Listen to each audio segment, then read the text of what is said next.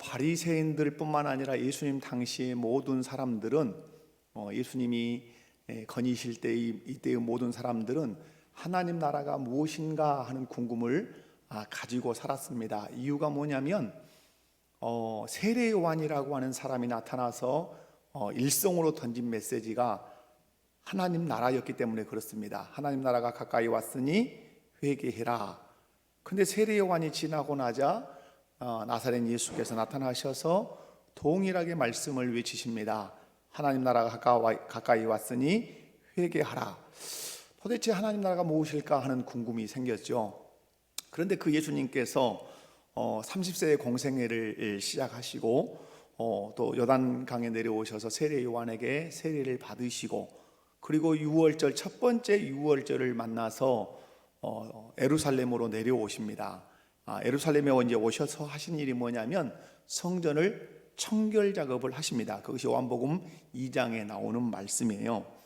그리고 예수님의 주 메시지는 하나님 나라 메시지입니다. 그래서 많은 비유들이 있을 때 천국은 이와 같으니 천국은 이와 같으니 천국은 이와 같으니 그러시면서 계속해서 천국에 관한 말씀을 하신단 말이에요. 그러니까 사람들 마음속에 들어있는 마음, 궁금한 마음은 저 갈릴리 나사렛 예수가 외치는 그 하나님 나라는 무엇일까? 또 특별히 유대인들은 구약 성경을 어느 정도 능통하고 달통하고 있었기 때문에 그 하나님 나라에 대한 사모함이 있었단 말이에요. 그래서 오늘 20절을 보면 누가 등장하냐면 바리새인이 등장합니다. 지금 우리 교사들이 저와 함께 성경 공부를 하고 있기 때문에 우리 교사들도 답을 하셔야 될 것 같아요. 지금 바리새인들이 여기에 와 있는 것은 어떤 의미로 와 있는가 하는 것이죠. 좋은 의미로 와 있다, 좋지 않은 의미로 와 있다, 좋지 않은 의미로 와 있다 이 말이에요. 이 바리새인들은 예수님을 어떻게 하면 트집을 잡아서 죽일까 하는 마음으로 항상 따라붙어 지금 다니고 있는 거예요. 결국 이 바리새인들이 트집을 잡아서 예수님을 십자가에 못 박아 죽입니다. 이 바리새인이 하나님 나라가 어느 때 임합니까? 이렇게 물을 때 예수님께서 대답하십니다. 하나님 나라는 볼 수 있게 임하는 것이 아니다. 어디를 찌르냐면 바리새인의 마음에 전곡을 훅 찌르는 겁니다. 바리새인은 하나님 나라를 기다리되 눈에 보이는 하나님 나라를 기다리고 있는 거예요. 그래서 22절에 이렇게 말씀하죠. 제자들에게 말씀합니다. 제자들에게 이르시되 때가 이르리니 너희가 인자의 날 하루를 보고자 하되 보지 못하리라. 무슨 말씀이에요? 사람들은 눈에 보이는 가시적인 하나님 나라를 보고자 한단 말이에요. 그런데 인자가 이 세상에 보이는 하나님의 나라를 만들 거라고 생각하며 그 첫 입성의 날이 어느 날일까 하고 고대하지만 그 날을 너희가 볼 수 없을 거다, 이렇게 말씀을 하는 거죠. 그러시면서 오늘 20절 말씀을 보면 바리새인에게 말씀합니다. 하나님 나라는 볼 수 있게 임하는 것이 아니요 또 여기 있다 저기 있다고도 못하리니 하나님 나라는 어디 있느니라 너희 안에 있느니라. 이것을 바리새인이 지금 보지 못하고 있는 거예요. 여러분, 하나님 나라는 하나님을 믿는 사람들 마음 안에 있단 말이에요. 우리로 얘기하면 예수 그리스도를 믿는 사람 안에, 심령 안에 하나님 나라가 있다고 하는 거예요. 여러분, 이 하나님 나라를 볼 수 있는 사람이 누구냐라고 하는 이 중요한 질문이 있습니다. 눈에 보이지 않는 하나님 나라를 볼 수 있어야 할 거 아니에요. 근데 볼 수 있을까요, 없을까요? 이제 대답이 헷갈리실 거예요. 하나님 나라는 볼 수 있게 임하는 게 아니다. 너희들이 말하는 이 지상에 하나님 나라 건설, 그래서 로마를 뒤집어 엎는 그런 하나님 나라 건설, 그런 건 없다. 하나님 나라는 너희 안에 있다. 그런데 이 하나님 나라를 볼 수 있어야 된다, 없어야 된다? 볼 수 있어야 한다. 자, 요한복음으로 가보겠습니다. 자, 요한복음 3장 펴봅니다. 바로 뒤쪽이죠. 자, 여러분 요 설명을 잘 들으셔야 돼요. 제가 하는 설명을. 자, 요한복음 3장을 읽어보면 3장 1절에서 요한복음 3장 1절에서 7절까지 한번 읽도록 하겠습니다. 시작. 그런데 바리새인 중에 니고데모라 하는 사람이 있으니 유대인의 지도자라. 그가 밤에 예수께 와서 이르되 랍비여, 우리가 당신은 하나님께로부터 오신 선생인 줄 아나이다. 하나님이 함께 하시지 아니하시면 당신이 행하시는 이 표적을 아무도 할 수 없음이니이다. 예수께서 대답하여 이르시되 진실로 진실로 내게 이르노니 사람이 거듭나지 아니하면 하나님 나라를 볼 수 없느니라. 니고데모가 이르되 사람이 늙으면 어떻게 날 수 있사옵나이까? 두 번째 모태에 들어갈 수 있다가 날 수 있사옵나이까? 예수께서 대답하시되 진실로 진실로 내게 이르노니 사람이 물과 성령으로 나지 아니하면 하나님 나라에 들어갈 수 없느니라. 육으로 나는 것은 육이요 영으로 나는 것은 영이니 내가 거듭나야 하겠다는 말을 놀랍게 여기지 말라. 아멘. 자, 니고데모라고 하는 사람, 그 사람은 어느 계파에 속해 있다고 3장 1절에 말씀하냐면 바리새인 중에 있어요. 여러분, 자, 오늘 3장이 어디와 연결되어 있냐면 2장 13절부터 연결되어 있습니다.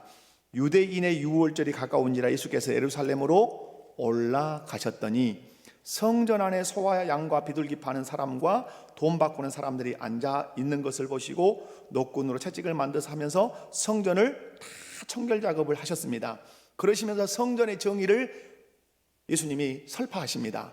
뭐라고 설파하시냐면 내 아버지 집으로 장사하는 집을 만들지 말라, 이렇게 말씀을 하시죠.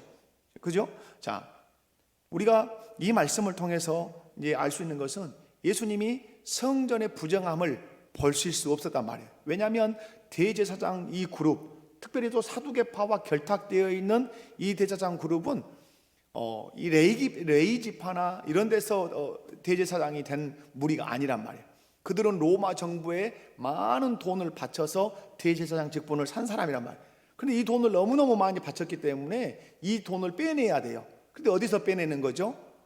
하나님께 유월절과 같은 절기에 제물을 드릴 때 그 제물을 파는 데서 많은 돈을 착취하는 거예요. 유월절이면 가까운 곳에서는 소나 양을 끌고 이렇게 오겠잖아요. 그러면 제사장이라 그룹이 이렇게 성전 밖에서 보다가 검열을 하는 거예요. 그런데 흠이 있다 그러면 이유를 달 수 없는 거예요. 그러면 이 사람들은 어디 가서 사야 되냐면 이 대제사장 그룹이 감람산에다가 많은 큰 우리로 얘기하면 목장 같은 곳을 두고 있었어요. 제수용품, 하나님께 제물로 바치는 양, 그 소, 이런 비둘기, 이런 파는 큰 제수용품 점, 우리로 얘기하면 그 백화점 같은 걸 두고 있었단 말이에요. 흠 있네 그러면 이거 제쳐놓고 가서 샀어야 돼요. 그런데 대단히 그 폭리가 심했어요. 그래서 이제 이렇게 사서 하는 거죠. 그런데 예수님께서 이 부분을 청결 작업을 딱 하십니다. 그러니까 여러분 6월절에는 우리 교사들이 한번 대답을 해봐요. 6월절에는 지금 예수님 첫 6월절 맞이했는데 이 6월절에 예루살렘에 몰려와 있는 수는 대략 몇 명이다? 27만 정도 된다. 목포시 인구예요. 목포시 인구가 이렇게 예루살렘에 몰려와 있는 거예요. 그런데 예수님께서 27만이라고 하는 인구가 성전을 중심으로 몰려 있는데 그곳에 가서 뒤집어 엎으신단 말이에요. 여러분, 말라기 이후에 400년 동안 한 번도 이런 일을 한 사람이 없었어요. 그리고 바리새파 같은 사람들은 전전긍긍하고 있어요. 왜? 가짜 대제사장이 지금 성전의 주인이 되어서 폭리를 취하고 있단 말이에요. 저거 어떻게 좀 처단 좀 했으면 좋겠는데 죽겠는 거예요. 그런데 30살 된 나사렛 청년이 와서 확 뒤집어 엎는 거예요. 27만의 유대인 남성들이 눈을 동그랗게 뜨고 쳐다보는 거예요. 이 사람이 도대체 누구이길래 이런 일을 행하는가? 그래서 어떤 질문이 던져진다고요? 예수, 그는 누구인가? 갈릴리 나사렛 예수 그는 누구인가라고 하는 질문을 던지고 이 사람을 쳐다보는 거예요. 그런데 예수님께서 2장 23절로 가봅니다. 23절에 예수님께서 6월절에 예수께서 예루살렘에 계시니 많은 사람이 그의 행하시는 무엇을 보고, 표적을 보고 그의 이름을 믿었다. 자, 예수님은 성전 청결 작업을 하신 이후에 말씀을 많이 전파하시는 것이 아니라 표적을 많이 행하셨단 말이에요. 지금 사람들의 마음속에는 궁금함이 있어요. 성전을 다 냅다 뒤집어 엎은 이 33살의 청년, 그런데 대제사장 이런 사람들은 로마의 정부와 힘이 딱 결탁되어 있는 사람이란 말이야. 그냥 멱살 잡아다가 감옥에 쳐넣을 수 있는데 이상하게 그 누구도 예수에게 손을 못 댑니다. 이유가 나름대로 있겠죠. 이유가? 그러면서 사람들이 질문하면서 보는 거죠. 나사렛 예수, 이 사람이 도대체 누구이길래 한 번도 대제사장 무리에, 사두개파 이 무리에 저항하지 않았는데 이 사람이 도대체 누구이길래 이런 일을 행하는가? 그때 예수님이 거기에 대한 대답을 주시기 위해서 막 표적을 행하시는 거예요. 그 표적의 핵심 내용들은 감기 환자 정도 낫는 게 아니죠. 어떤 사람들이 낫죠? 벙어리가 말을 하고, 귀머거리가 듣고, 안진뱅이가 일어서고, 문둥병자가 낫고, 이런 기적을 행하신단 말이에요. 그러면 이 두 가지가 매치가 되는 거예요.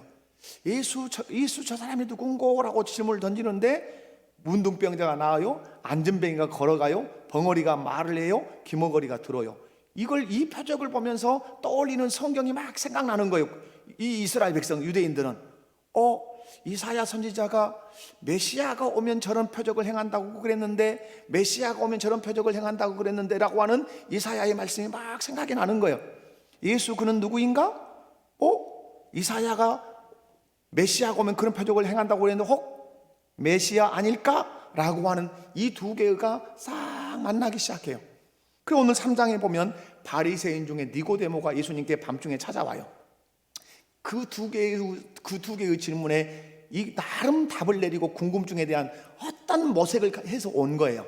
예수 그는 누구인가? 근데 예수님이 답을 하시죠. 말로 답을 하는 것이 아니라 무엇으로? 표적으로 답을 하신단 말이에요. 안진뱅을 일으키고 벙어리를 말을 하게 하고 귀머거리 듣게 하고, 이걸로 이렇게 뭘 생각하도록, 선지자들의 예언을 생각하도록, 메시아가 오면 이런 일을 행한다고 그랬다, 예수 그는 누구인가 너희들 질문하고 있지, 내가 구약의 선지자들의 예언한 누구라, 메시아야, 그러니까 내가 이런 표적을 행할 수 있어. 그것을 똑같이 니고데모가 고민하는 거예요. 예수 그는 누구인가? 그런데 표적을 행한 것 보니까 이사야가 예언한 혹시 메시아가 아닐까 하는 마음을 가지고 와서 예수님께 말하는 거예요. 자, 2절에 보면 그가 밤에 예수께 왔어요. 이르되 랍비여, 우리가 중요한 말이에요. 우리가 당신은 하나님께로부터 오신 선생인 줄 아나이다. 자, 하나님께로부터 온 누구라? 선생이다. 하나님이 함께 하시지 아니하시면 당신이 행하시는 이 표적을 아무도 할 수 없음이니이다. 자, 이 사람이 무엇 가지고 고민했다는 거예요? 표적을 가지고 고민했다는 거예요.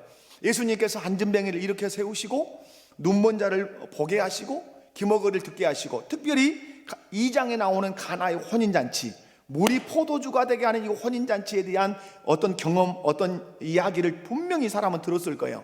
이 표적, 이런 물로 포도주를 만들 수 있는 사람이 있단 말인가? 안진뱅이를 이렇게 세울 수 있는 사람이 있단 말인가? 귀머거리를 듣게 할 수 있는 사람이 있단 말인가?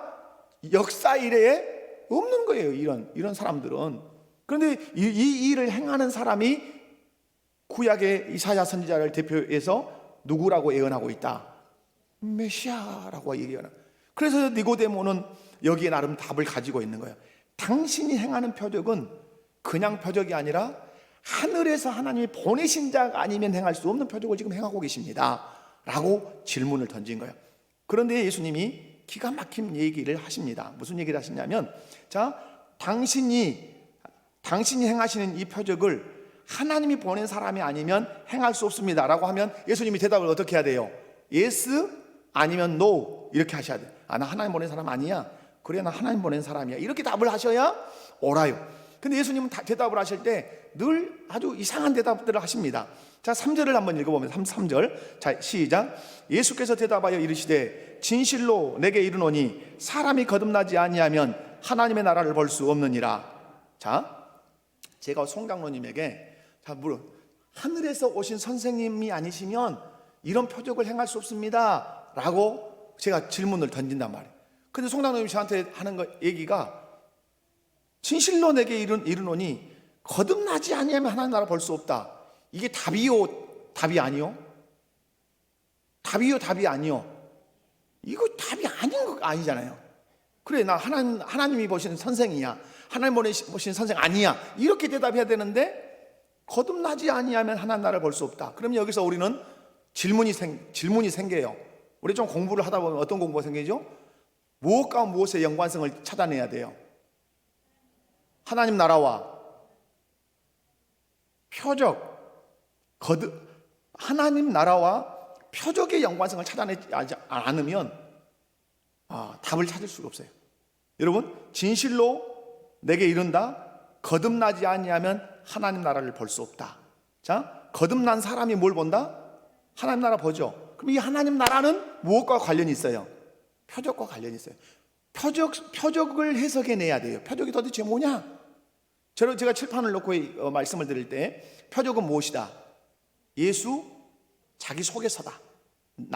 내가 이런 존재야 라고 하는 소개서를 뭘로 하신다? 예수님은 표적으로 하신다는, 표적으로. 자, 그러면 지금 니고데모가 표적을 봤어요. 물이 포도주가 되는 표적, 안전뱅이가 일어나는 표적, 기머거리가 듣는 표적, 맹인이 보는 표적을 봤어요. 하나님이 보내신 사람이기 때문에 이 표적을 행할 수 있다는 나름의 결론을 내리고 왔어요. 그런데 예수님 말씀이에요. 하나님이 보내신 선생이니까 당신이 표적을 행한다 그러니까 거듭나야 하나님 나라 본다, 이렇게 말씀해. 그러면 하나님 나라와 표적은 밀접한 관련이 있는데 표적이 뭐라는 걸까요? 표적, 그거예요. 표적 속에 하나님 나라가 들어있어. 표적 속에 뭐가 들어있다고요? 여러분, 이게 이제 예수님이 질병을 고치신 것과 밀접한 관련이 있어요. 자, 표적 속에 하나님 나라가 있다는 말은, 예수님이 문둥병자를 고쳤어요. 10명의 문둥병자가 와서 나사렛 예수여 우리를 불쌍히 여기소서, 그래 제사장에 보이고 그래라. 그래 한 명이 돌아왔어요. 예수의 발 앞에 엎드려 감사 표시했어요. 자, 이 문둥병을 고쳤다는 것을 통해서 이 문둥병자는 예수님을 누구로 아는 거죠? 메시아로 아는 거죠. 그리스도. 문둥병이라고 하는 이 질병을 고쳐냈단 말이에요. 그 말은 통치하셨다는 거예요. 문둥병을. 그 어떤 인간도 이 문둥병을 다스린 자가 없단 말이에요. 인류 역사에. 그죠? 그런데 나사렛 예수가 오셔서 문둥병을 통치하시니까, 다스리시니까 이 문둥병이 떠나고 깨끗하게 됐단 말이에요. 그러면 문둥병을 통치하셔서 완전히 새 사람으로 만들어내시는 메시아가 나사렛 예수구나 하는 거예요. 그게 그러면 뭐예요? 이 나사렛 예수는 하나님 나라의 왕이라고 하는 거죠. 그러므로 여러분, 오늘 니고데모가 하나님이 함께하지 아니하시면 표적을 행할 수 없다 할 때 표적의 의미를 네가 바르게 알아야 되는데, 표적 속에 뭐가 들어있다? 하나님 나라가 들었다. 그럼 물이 왜 포도주가 됐을까? 물을 포도주로 바꿀 수 있는 인간이 있었더냐? 아무도 없었다. 그런데 나는 물을 포도주로 바꿀 수 있는, 내가 물을 명하면 그 물이 포도주가 될 수 있을 만큼 나는 물을 통치하는, 자연계를 통치하는, 화학 반응을 충분히 일으킬 수 있는 나는 왕이다 하는 거예요. 그러므로 너는 표적을 표적으로만 보고 있는데 그 표적 속에 하나님 나라를 보려면 어떠해야 된다? 거듭나야 된다. 성령으로 거듭난 사람은 그 표적을 보고 하나님 나라를 볼 수 있다. 그리고 여러분, 10명의 문둥병자를 제가 말씀을 드렸는데 9명은 왜 갔을까요? 9명은 왜 갔을까요? 표적 속에 임한 하나님 나라를 전혀 못 본 거예요. 근데 한 명은 고민하는 거예요. 문둥병자인 내가 나았네? 이 문둥병을 낫게 할 수 있는 사람은 없는데, 그런데 이 문둥병을 낫게 하는 분이 메시아라고 하는 선지자들의 예언이 있었는데, 혹시 이 나사렛 예수가 메시아가 아닐까? 그래, 메시아야. 본 거예요. 표적 속에 뭘 본 거죠? 하나님 나라. 예수가 통치하면 문둥병도 떠나가고, 기머거리도 회복되고, 눈먼 자도 회복되고, 안진병이도 난다고 하는 이 하나님 나라의 왕이 누구라고 하는, 예수님이라고 하는 사실을 딱 깨달은 거예요. 거듭난 자만 본다 이 말이에요. 아멘. 그러므로 여러분, 오늘 니고데모가 아주 유대인의 지도자고 바리새파인데 아주 유치한 말을 합니다. 여러분, 거듭난다, 이렇게 거듭나야 하나님 나라를 본다 이렇게 얘기할 때 4절에 니고데모가 뭐라고 대답하냐면, 사람이 늙으면 어떻게 날 수 있사옵나이까? 두 번째 모태에 들어갔다가 날 수 있사옵나이까? 이런 유치빵치한 대답을 해요. 왜 그럴까요? 영적인 걸 모르면 유치한 대답을 할 수밖에 없는 거예요. 그래서 예수님께서 말씀하시죠. 거듭난 사람이 하나님 나라를 보기도 하지만 거듭난 사람이 하나님 나라에 들어가기도 한단다, 이렇게 말씀해. 그런 의미에서 사랑하는 성도 여러분, 오늘 저와 여러분에게 중요한 것이 뭐예요? 거듭남이에요. 거듭남. 그리고 하나님, 그리 거듭나야 이 사람이 삶의 현장에 임한 하나님 나라를 볼 수 있고, 심지어 내 심령 안에 임한 하나님 나라를 볼 수가 있는 거예요. 거듭나지 않으면 하나님 나라가 내 안에 있는 줄도 몰라요. 주님이 나를 다스리고 계신 줄도 모른단 말이에요. 아무쪼록 여러분, 거듭난 사람만 표적 속에 임한 하나님 나라, 내 심령 안에 임한 하나님 나라를 볼 수 있다, 이런 말씀을 드리고 싶고요. 그 다음에 그리스도는 이 세상에 어떤 한 장소에 머물러 계시지 않는다고 말씀해요. 이건 지나갈게 너무 잘 아시는 말씀이니까. 그래서 여러분, 그리스도가 여기 있다 해도 믿지 말고 저기 있다 해도 믿지 마라. 나는 어떻게 온다? 나는 하늘에서 번개가 동에서 서로 쳐서 모든 사람이 볼 수 있는 것처럼 나는 그렇게 온다. 나는 동쪽에 있는 것도 아니고 나는 남쪽에 있지 않아. 나는 어디가 있어? 나는 하나님 보좌에 있어. 왜 이 말씀이 맞죠? 하늘로 올라가심을 보았잖아요, 제자들이. 그런데 천사들이 말했잖아요. 보심을 너희가 본 그대로 다시 오리라. 그러므로 우리는 예수님 재림 그러면 어디로부터 오실 것이다? 하늘로부터 오실 것이다. 이 말씀만 굳게 붙들면 신천지 같은 거 빠질 이유가 없죠. 이단에 빠질 이유가 없죠. 우리 주님은 하늘로 하늘로 올라가심을 본 그대로 다시 오신다. 그러므로 동쪽에 그리스도가 있어, 뻥치고 있네. 서쪽에 그리스도가 있어, 거짓말하고 있네. 주님은 어디 계시는데?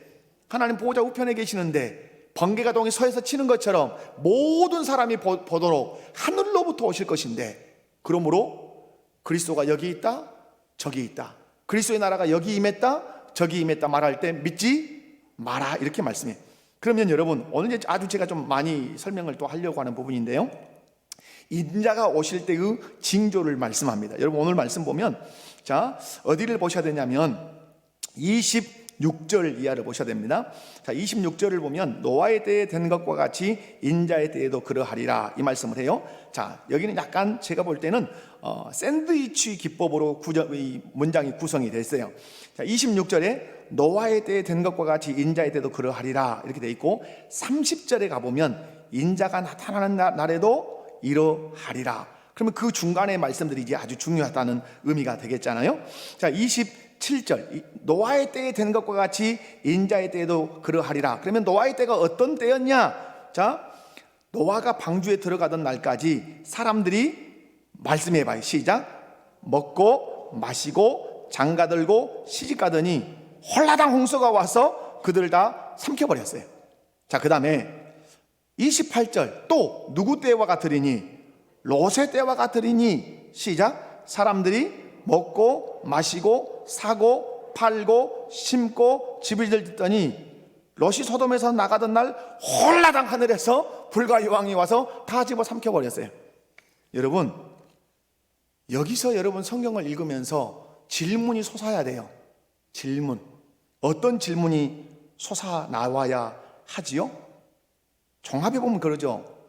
노아의 때와 롯의 때를 종합해보면 사람들이 먹고 마시고 장가들고 시집가고 사고 팔고 심고 집을 지었어요. 죄입니까? 죄입니까? 자, 먹어야 움직이는 거죠. 먹고 마셔야 생활할 수 있는 거잖아요. 먹지 말라는 거예요. 그러면 장가 가야 되잖아요. 시집 가야 되잖아요. 이 거룩한 혼인의 도리를 누가 만드셨습니까? 하나님 만드셨습니다. 그런데 먹고 마시고 시집 가고 장가 간다, 이렇게 말씀해.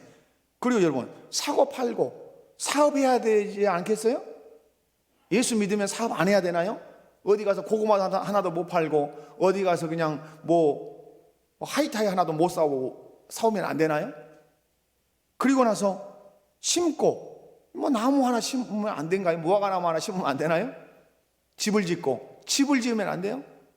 여러분, 그런데 오늘 말씀을 노아의 때와 롯의 때를 종합하면 먹고 마시고 시집가고 장가가고 사고 팔고 심고 집을 지었는데 홀라당 홍수가 와서 삼키고 홀라당 불과 유황이 와서 다 불살라버렸단 말이에요. 여러분, 이해 가십니까? 죄예요, 죄? 죄 아니죠. 이것이 만약에 죄라고 한다면 우리는 안 먹어야 되죠. 시집 안 가야 되죠. 장가 안 가야 되죠. 집 안 지어야 되죠. 금욕주의, 고행주의로 유달산 어디 한 바위 구석지 들어가서 살다가 빼빼 말라서 죽어야 되는 거 아니에요. 성경은 질문하셔야 돼요. 성경은 뭐 하신다고요? 질문. 왜 이걸 이랬다고 망했는가 하는 것이죠. 여러분, 사고 파는 것도 죄가 아니에요. 시집가고 장가 가는 것 죄 아니에요. 집 짓는 것 죄 아니에요. 어떤 나무 심는 것 죄가 아니에요. 여러분, 죄 아니라는 걸 동의하세요? 이상하다, 우리 목사님 오늘 이상하다. 다 홍수로 쓸었다는데, 불과 유황으로 다 쓸었다는데 죄가 아니라고 한다. 성경을 이상하게 풀라 한다. 여러분, 그러지 않아요. 무슨 말을 제가 드리고 싶냐면, 이것을 문자적으로 그대로 해석한다면 우리 먹고 마시고 심고 집 사고 집 팔고 할 수 있는 일 있다 없다? 하나도 없어요. 이거 자체가 죄가 되는 게 아니에요. 그래서 성경을 바르게 해석하는 것이 너무 중요한 거예요. 자, 그렇다면 어떻게 해석해야 되는가? 해석의 키가 있어요. 해석의 키가 어디가 있냐면, 어디가 해석의 키라고 여러분 보세요? 해석의 키가 어디예요? 자, 제가 말한 26절에서부터 30절까지 해서 해석의 키는 어디예요? 해석의 키는 27절이에요. 노아가 방주에 들어가던 날까지. 이게 이제 해석의 중요한 키예요. 자, 여러분, 노아가 왜 방주를 짓습니까? 노아가 왜 방주를 지어요? 하나님이 계시하셨죠. 죄악의 관영에서 사람들이 생각하는 것이 어려서부터 다 악해서 내가 물로 심판할 거다. 근데 배를 어디서 짓습니까? 바닷가에서, 사모 조선소에서 짓는다? 아니면 무등산에서 짓는다? 우리로 얘기하면 무등산에서 짓는 거죠. 무등산 꼭대기에서. 그러면 사람들은 이상한 거죠. 사모 조선소에서 지어야 되는데 왜 무등산일까? 하나님은 의도가 있으신 것이죠. 물가에서 지으면 당연하죠. 고개 끄덕끄덕. 사모 조선소에서 지으면 당연히 조선소에서 배 지어야 되죠. 근데 하나님 어디다 지으라고 하는 거예요? 무등산 꼭대기에다 지으라고 한 거예요. 그럼 사람들은 왜 저러지? 왜 저러지? 예수님께서 성전 청결 작업을 하고 나니까 군중들의 질문이 뭐였다고요? 예수? 저 사람이 누구지? 왜 저런 일을 할 수 있지? 왜 대제사장은 딸싹하지 못하지? 예수 저 사람 누구지? 이 질문을 던진단 말이에요. 무등산 꼭대기에다가 노아가 방주를 지으니까 사람들이 왜 저러지? 그러면 여러분 같으면 어떠겠어요? 그 지역에 내가 살아. 그럼 여러분 어떠겠어요? 노아에게 찾아가서 묻겠어, 안 묻겠어요? 묻겠지요. 노아 아저씨, 노아 할아버지, 노아 삼촌, 뭔 일이래요? 왜 산꼭대기에다가 이 배를 짓는데요? 그러면 여러분이 노아라면 알 것 없어? 집에 가 있어? 하겠어요? 아니면 어떻게 하겠어요? 베드로 후서 2장에서는 노아가 의를 전파했다 이렇게 베드로 사도가 기록을 해요. 노아가 뭘 전파했다? 그건 심판을 전파했다 이 말이에요. 내가 말해줄게. 꼭 들어라. 잘 들어라. 마음에 새겨라. 이 세상에 얼마나 죄가 많냐, 얼마나 흥청망청 사느냐. 그런데 하나님께서 나에게 계시하셨다. 이 방주가 완성되고 나면 내가 이 세상을 물로 심판하겠다고 하나님에게 말씀했다. 그러므로 이 세상은 심판받을 거야. 홍수로 심판받을 거야 라고 사람들에게 말을 했겠죠. 그러면 사람들은 지금 먹고 마시고 살아요. 노아도 먹고 마시고 살아요. 사람들은 여전히 노아가 방주를 짓는데 시집도 가고 장가도 가요. 집도 지어요. 그게 죄가 아니란 말이에요. 여기서 지금 예수님이 하신 말씀이 뭘까요? 먹고 마시고 시집가고 장가고 집을 짓고 뭔가 나무를 심지만 거기서 한 가지 일을 더 해야 한다는 것이에요. 한 가지 일을 더. 어떤 일을 더 해야 될까요? 그러면 어떤 일을 더 해야? 지금 노아 시대로 보면 노아로 하여금 홍수 심판이 온다고 이미 지금 듣고 있어요. 또닥또닥 계속 사람들은 질문해요. 왜 방주를 짓지? 왜 무등산 꼭대기에다가 왜 방주를 지어? 그 노아는 말 안 해? 심판한다고? 그러면 두 사이에 노아의 방주와 심판한다라고 하는 이 두 사이에서 질문과 답이 나와야 되겠죠. 그래, 심판할 것 같다. 그래, 우리가 행하는 걸 보니까 반드시 심판받을 것 같아 라고 깨달은 사람은 이 심판을 준비하겠죠. 그런데 오늘 예수님이 하시는 말씀은 그 궁금증과 그 답을, 궁금증을 산꼭대기에다가 노아 이 방주를 짓게 하시면 궁금증을 자아내게 하시고, 왜 산꼭대기에다 짓는데요? 라고 질문을 던지면 노아는 답을 해주는 거죠. 심판하신대. 그러나 이 방주를 탄 사람들은 구원받는데 라고 하는 답을 주는 거죠. 그러면 이 사람들은 먹고 마시고 시집가고 장가는 갈지언정 하나를 더 해야 되는 거죠. 뭘? 심판대를 준비해야 되는 것이죠. 나도 이 방주 위에 탈 수 있을까요? 나도 타게 해주세요 라는 준비. 이게 없었다는 거예요. 이게 먹고 마시는 게 죄가 아니라 먹고 마시고 살지만 또 하나의 준비가 뭐예요? 심판에 대한 준비를 해야 된다는 거예요. 여러분 뒤에 마지막에 가면 롯의 처를 기억하라는 말씀이 있어요. 롯의 처가 어떻게 된 일이죠? 뒤돌아보면 안 된다. 앞만 보고 가라. 그래서 이 사람은 구원에 대해서 마음을 쓰기보다는 죄악의 도성에 거기에 마음을 더 쏟고 뒤돌아본 것이죠. 오늘 저와 여러분이 이 말씀을 통해서 기억해야 되는 것이 있어요. 여러분이 먹고 마시고 시집가고 장가가고 집을 짓고 뭔가를 심고 투자하고 사고 팔고 하실 수 있어요. 여기까지만 한다면 우리는 그냥 그대로 심판받아 죽을 거예요. 여기다가 우리는 한 가지를 더 해야 돼요.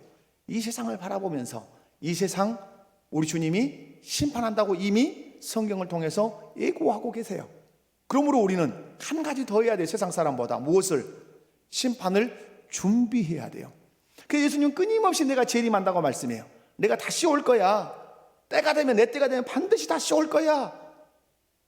그럼 여러분은 예수님 다시 오신다고 하는 그 말씀을 마음에 담고 우리는 먹고 마시되 시집가고 장가도 가되 집을 짓고 사고 팔기도 하되 여기에 멈추지 말고 주님의 재림을 준비하는 삶을 살아야 돼요. 물질로 구제하고 그 불의한 정의처럼 그 물질을 가지고 선교, 이 불의한 물질이라는 말은 내 호주머니에 있는 그 돈을 가지고 선교하고 주의 영광을 위해서 사용하고, 그리고 심판의 메시지를 노아가 의를 전파했던 것처럼 막 망치질하면서 막 대패질하면서 먼지를 범벅 쓰면서 삼촌 왜 방주 만드세요? 심판하신대. 그런데 이거 이 방주를 통해서 또 구원하신대. 이 메시지를 들을 때 나도 그러면 이 방주에 타고 싶어요 라고 하는 이 마음의 준비, 구원의 그 은혜를 간구해야 된다고 하는 사실이죠. 여러분은 어떤 준비를 하고 계십니까? 똑같이 시집가고 장가가고 집 짓고 그렇게 살고 계시지 않습니까? 그럼 여러분 롯이 한 일이 뭘까? 이렇게 궁금이 생기죠. 저 노아야 산에다가 방주 지었지만 롯이 한 일이 뭐예요? 롯이 한 일이 아무것도 없어요, 실상은. 그런데 베드로 사도는 여기에 대하여 아주 중요한 이슈를 우리에게 던집니다. 자, 여러분 베드로후서로 한번 가볼까요? 베드로후서. 자, 이해가 되시는지 모르겠어요, 저는. 자, 베드로후서 2장 펴보십니다. 자, 5절에서부터 8절까지를 우리 함께 읽어보도록 하겠습니다. 베드로후서 2장 5절에서 8절입니다. 신약성경 베드로후서입니다. 다 같이 찾으셨으면 읽습니다. 시작. 옛 세상을 용서하지 아니하시고 오직 의를 전파하는 노아와 그 7 식구를 보존하시고 경건하지 아니한 자들의 세상에 홍수를 내리셨으며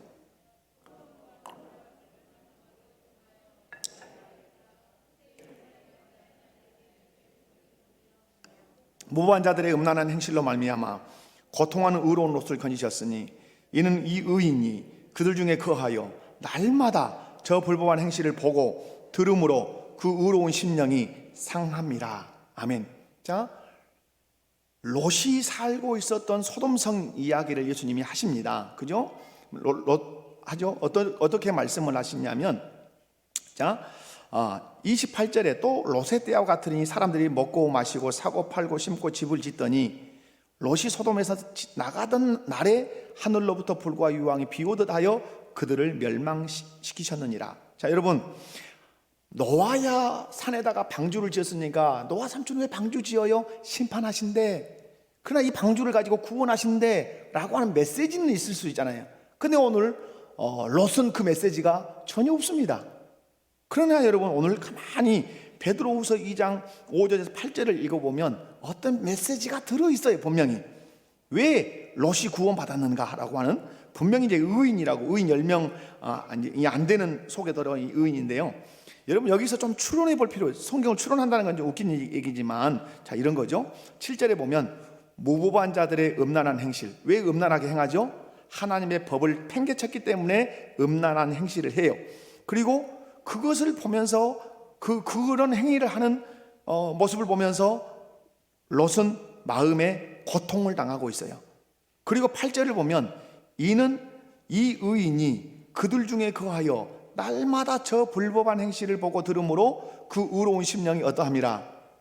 이 상하다는 언어는 고문하다 이런 뜻이에요. 그러니까 그 고통이 얼마나 큰가를 알 수 있어요. 그럼 이것을 약간 우리가 확대 해석을 하면 이런 거죠. 모든 사람들이 그 사회의 분위기와 그 사회의 문화가 쾌락을 향해 달려가는 거예요. 심지어 동성연애, 소돔과 고모라의 소돔이라고 하는 이런 영어의 이 내용을 볼 때 어떤 거예요? 다 동성연애가 막 젖어 있는 거예요. 이 성적으로 다 타락해 있는 거예요. 그런데 오롯이 그 일을 하지 않은 한 사람이 생기는 거죠. 누구예요? 그것을 보고 들음으로 심령이 상했다는 말은 고문하듯이 아파했단 말이에요. 아파하고 힘들어요. 그럼 사람들이 와서 물을 거 아니에요. 너는 왜 우리와 똑같지 않냐? 너는 왜 우리 같이 행하지 않냐? 이 질문 던지지 않겠어요? 그러면 여러분이 롯이라고 한다면 어떻게 던지겠어요? 어떤 답을 하시겠어요? 나는 하나님을 섬기는 사람입니다. 이런 일을 행하는 자는 심판을 받는다고 말씀하셨습니다.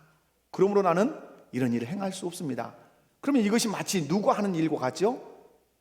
노아가 방주를 지으며 왜 방주를 짓습니까? 질문할 때 제약의 관영에서 하나님이 홍수로 심판하신다고 하셨어. 이 방주는 그 심판에서 구원받을 수 있는 유일한 길이야 라고 말했던 것처럼 롯도 어떤 의미에서는 신음하듯이 뱉어내겠죠. 다 동성연애 하는데, 다 쾌락으로 달려가는데, 다 그렇게 육체적인 쾌락에 매여 사는데 왜 당신만 별났다고 그렇게 오롯이 지키며 그렇게 삽니까? 나는 하나님을 섬기는 사람이고 그런 일을 행하는 사람 하나님 심판하신다고 하셨습니다 라고 고문을 받듯이 그 환경에서 살아내는 이 사람. 그리고 하나님 보실 때는 어떻습니까? 그 고문을 받는 듯 하지만 그것을 꼭 부둥켜 안고 자기를 지켜내는 이 사람. 여러분, 오늘 우리에게 주님이 던지시는 것이 뭐겠어요? 세상이 다 타락해 간다 할지라도 나는 그 물에 들어가지 않는 거예요.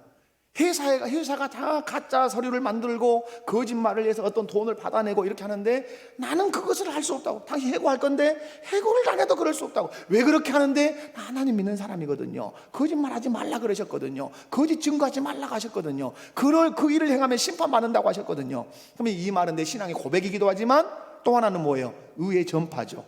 의의 전파. 그런 일을 행하는 사람 하나님 심판하신다고 하셨습니다. 그들은 들은 것이죠.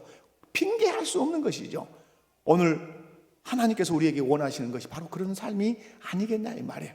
사랑하는 성도 여러분, 그러면서 오늘 30절에 예수님 말씀한 인자가 나타나는 날에도 이러하리라. 인자가 나타나는 날에도 사람들이 먹고 마시고 시집가고 장가고 사고 팔고 심고 집을 지을 거다. 그것만 할 거다 이 말. 그것만. 마지막 때에 대한 준비는 전혀 하지 않을 거다. 심판에 대해서는 전혀 관심 안 가질 거다 이 말이에요. 그러나 너희는 먹고 마실 수 있어. 집을 지을 수도 있고 심을 수도 있어. 그러나 너희는 한 가지 더 해야 돼. 주님 재림하실 날을 기다리며 준비해야 돼. 기름등불 예비하며 준비하고 있던 그 친구들처럼 준비하고 있어야, 깨어 있어야 돼. 그 사람이 마지막 날에 구원을 받을 거야. 이 말씀이. 사랑하는 성도 여러분, 여러분은 준비하셔야 합니다. 아멘. 어떤 준비? 예수님 맞을 준비하셔야 합니다. 먹고 마시고 놀러 가는 것으로 끝난다면 우리는 동일하게 심판받을 거예요. 그러나 나는 하나 더 해야 돼요. 주님이 주신 물질로 구제하고 선교하며, 그리고 왜 당신은 부정하게 살지 않으며 왜 당신은 세상의 쾌락을 누리지 않으며 사냐고 물으면 나는 하나님을 섬기는 사람이라고. 그런 삶을 사는 자에게 하나님이 심판하신다고 하셨다고. 심판의 메시지를 전할 뿐만 아니라 내가 하나님을 섬기는 사람이기 때문에 그런 삶을 살 수 없다고 그렇게 외치면서 주님의 재림을 기다려가야 한다는 말씀이에요. 그래서 오늘 마지막 말씀으로 정리하면 이렇게 말씀하죠. 34절에 보면 내가 너희에게 이르노니 그 밤에 둘이 한 자리에 누워 있음에 하나는 데려감을 얻고 하나는 버려둠을 당할 것이요 두 여자가 함께 맷돌을 갈고 있음에 하나는 데려감을 얻고 하나는 버려둠을 당할 거다. 이 말씀 뭐죠? 일상 생활하다가 주님 재림 맞이할 거다 이 말이에요. 어디 유달산 꼭대기에 올라가서 주 예수여 어서 오시옵소서 이런 건 없다는 거예요. 그렇게 주님의 재림을 준비하지만 열심히 맷돌 가다가 주님 오시면 주 예수여 어서 오시옵소서. 남편과 둘이 누워 자다가 예수님 오시면 주 예수여 오시옵소서. 교회 차량 열심히 운전 봉사하다가 주님 오시면 주 예수님 어서 오시옵소서. 오늘 우리처럼 예배드리다가 주님 오시면 주 예수여 어서 오시옵소서. 코로나가 풀려가지고 여러분 유럽 여행 갔는데 유럽 여행 가서 이탈리아에 갔는데 예수님 오시면 그곳에 주 예수여 오시옵소서. 어디서 주님을 맞이해라? 네 직장 생활 속에서, 네가 밭에서 밭을 갈다가 주님 맞이해라. 맷돌질 하다가 네가 예수님 맞이해라. 예수님 오신다고 주님 또 그 재림을 준비한다고 딴청 부리지 말고 너에게 맡겨진 일 열심히 하다가 그 현장에서 누구 맞이해라? 예수님 맞이하는 사람이 돼야 된다. 그것이 건강한 신자고, 그것이 성경적 재림론이고, 그것이 성경적 종말론이라고 예수님이 오늘 이렇게 말씀해요. 인자가 나타나는 날에. 이 말씀을 한번 깊이 새기시기 바랍니다. 하나님 감사합니다. 귀한 말씀을 통해서 다시 한번 새겨봅니다. 먹고 마시고 시집가고 장가가고 사고 팔고 심고 집을 짓는 것 죄가 아닌데 홍수로 또한 불과 유황으로 심판하셨다고 합니다. 이유는 그 이상의 한 가지 더 주님의 심판을 준비하는 그 삶을 살지 않았기 때문에 그들이 멸망을 받았다고 말씀합니다. 노아 방주를 짓는 일 하나를 더 했습니다. 롯 의로운 심령이 상하는 그 고통을 맛보며 자기를 지키고 있었습니다. 우리가 그러한 사람이 되게 하시옵소서. 또한 이 세상에서 우리가 거듭나서 내 심령 안에 임한 하나님 나라를 보게 하시고 우리 교회 가운데 예배드릴 때 임한 그 하나님 나라를 보게 하시옵소서. 거듭난 자만 볼 수 있다고 말씀하십니다. 우리가 거듭났다면 찬송 가운데 거하시는 그 여호와를 보게 하시고 내가 주님의 말씀을 읽을 때 내 안에 기뻐하시는 그 주님을 보는 저희들 되게 하시옵소서. 맷돌질 하다가 주님 맞이하게 하시고 공부하다가 주님 맞이하게 하시고 회사에서 열심히 자기 맡은 일하다가 주님 맞이하게 하시고 이렇게 예배하다가 주님 맞이하는 일상의 삶 속에서 주님을 맞이하는 바른 종말론, 바른 재림론을 갖는 우리가 되게 하옵소서. 예수님의 이름으로 기도하옵나이다.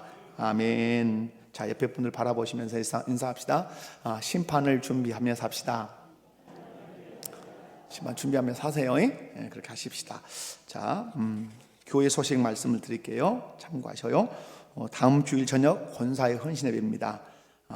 우리 권사님들은 한 분도 빠짐없이 그날은 여기다 해놓고 출석을 부릅시다. 시무 권사님, 우리 다른 은퇴 권사님들도 다 포함이 되겠지만은 더더욱 시무 권사님들은 헌신 예배니까 헌신해야 될 거 아니에요.